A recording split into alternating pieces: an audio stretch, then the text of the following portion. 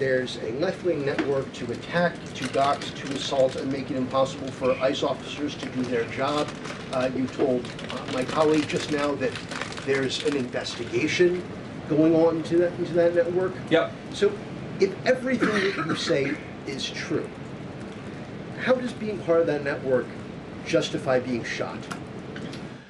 Well, being part of the network doesn't justify being shot, but ramming an ICE officer with your car, that's what justifies being shot. It's not a good thing, by the way, but when you force somebody to engage in self-defense, it's almost a preposterous question. I'm not saying that funding some of this stuff justifies capital punishment. Nobody would suggest that. The reason this woman is dead is because she tried to ram somebody with her car and that guy acted in self-defense. That is why she lost her life, and that is the tragedy. Now, there may be other violations of the law and other penalties that are associated with those violations of the law. For example, if you are funding violence against our law enforcement officers, I'm not a prosecutor. My guess is that's not the sort of thing that earns capital punishment, but it should sure as hell earn you a few years in prison if you're funding the effort to try to assault our law enforcement officers.